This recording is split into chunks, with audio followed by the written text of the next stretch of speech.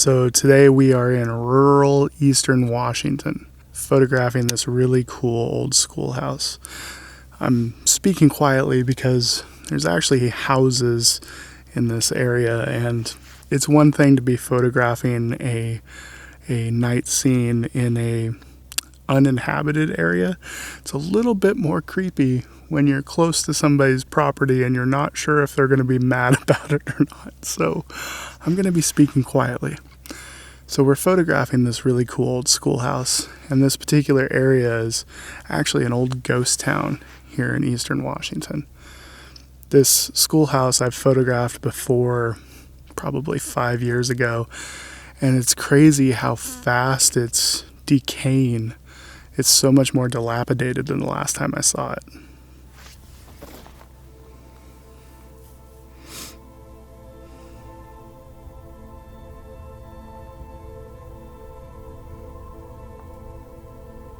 So what I'm doing currently is I'm getting closer to the building, and once I find a composition that I like, I'm going to take a nice long low ISO image. That way I can get some really nice clean shadows with a lower ISO. So I'm probably going to do something like ISO 800 for about 3 minutes, and I'll use that for my shadow information. I'm going to take that now before it gets too dark, and then one later once it gets nice and dark and the Milky Way is really standing out, that's when I'll take my sky image. So to take this long exposure, I'm going to use my phone. I'm using the Sony Imaging Edge app or whatever they call it.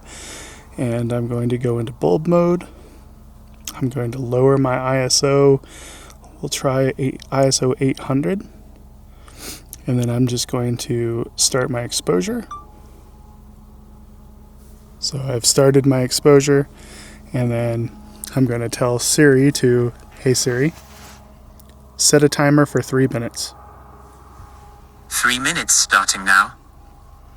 And then at the end of that 3 minutes, we'll see if I have how my histogram looks. The goal is to get the left edge of the histogram off the edge. That way we've got all the shadow information we need, and we've done it with a longer exposure at a lower ISO, so we're going to end up with cleaner shadows. Also, I have long exposure noise reduction turned on. I've never used it in the past, honestly, but everybody tells me that I'm supposed to, and that it does make a difference with raw files, so I figured it won't hurt anything. I'll go ahead and leave it turned on, see if I notice a difference.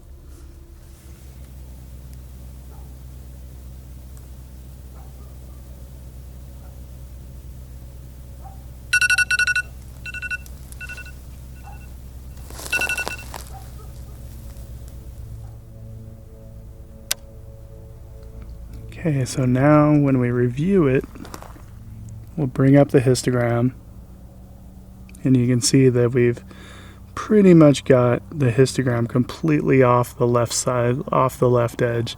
So I'm pretty happy with that. You can also see that the Milky Way is starting to creep into our composition. A lot of red light pollution back there, which I don't love, but we can work with that. So it's just about time to take that sky image. We'll let it get a little bit darker, and then we'll take that.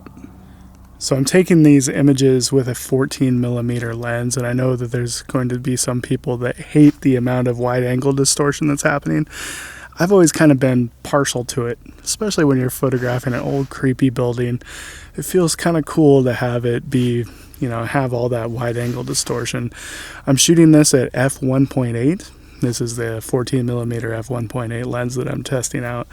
So it's really important to zoom in. I've been focusing on the brightest star that I can find, but it's also going to be really important to zoom in on the building itself and make sure that it's sharp. In previous images that I've already taken tonight, the building's still been sharp because I'm shooting so wide that, anything beyond, 1 meter is going to be in focus, even at f1.8, because we're shooting at 14mm. So now I'm just reviewing the image, zooming in on the building, and yeah, it's super sharp. So even though I'm focused on the stars and shooting at f1.8, everything's in focus. I'm not low to the ground or anything. I'm shooting chest height, and the building's still a solid 30-40 feet away, so everything's nice and sharp. Also, I'm being really careful not to move my camera because I want everything to line up with my later image that I'm going to take.